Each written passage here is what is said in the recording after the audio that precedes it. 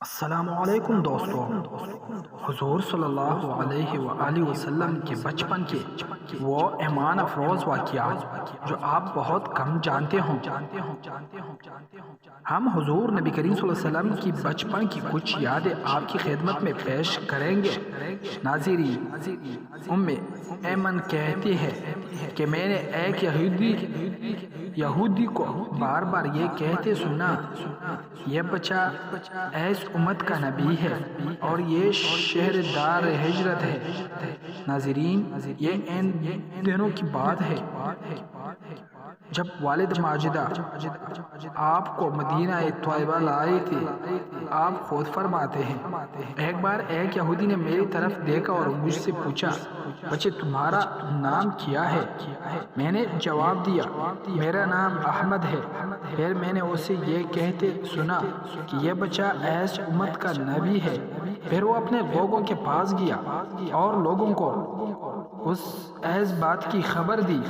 لوگوں نے یہ بات میری والدہ کو بتائی، وہ میرے بارے میں خوف محسوس کرنے لگے۔ چنانچہ ہم مدینہ منورہ سے روانہ ہو گئے۔ اس وقت آپ صلی اللہ علیہ وسلم عمر مبارک 6 سال تھی۔ ناظرین، آپ صلی اللہ علیہ وسلم کی عمر مبارک 10 سال سے کچھ زیادہ ہوئی تو آپ صلی اللہ علیہ وسلم نے اپنے چچا زبیر کے ساتھ یمن کا سفر کیا۔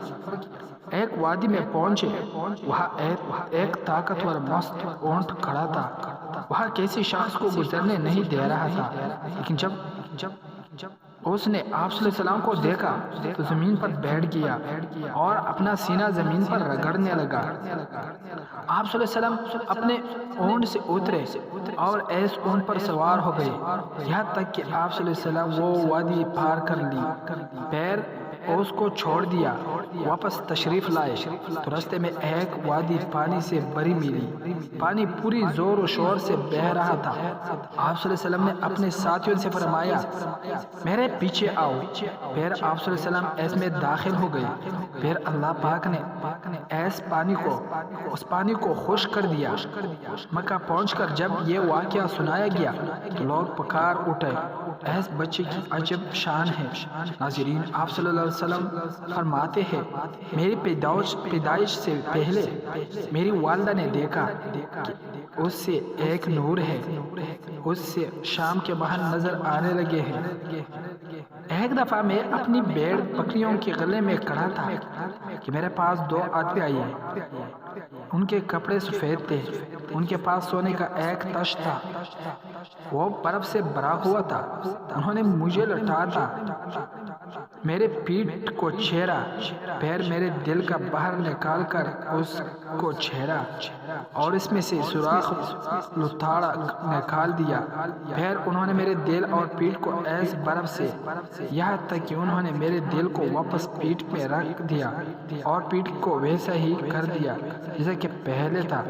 پھر ایک دوسرے سے کہا، ان کی عمر کے 10 آدمیوں کا ان سے وزن کر لو۔ انہوں نے مجھے تولا اور وزن زیادہ ہو گیا۔ پھر کہا، بازار سے وزن کرو۔ بازار سے وزن کیا تو وزنی ہو گیا۔ پھر کہا، رہنے دو۔ پوری امت کے مقابلے میں بھی وزن کیا تو میرا وزن زیادہ نکلا۔ بہت شکریہ دوستو۔ ویڈیو پسند آئی ہو تو لائک، سبسکرائب اور کمنٹ نہ بولے۔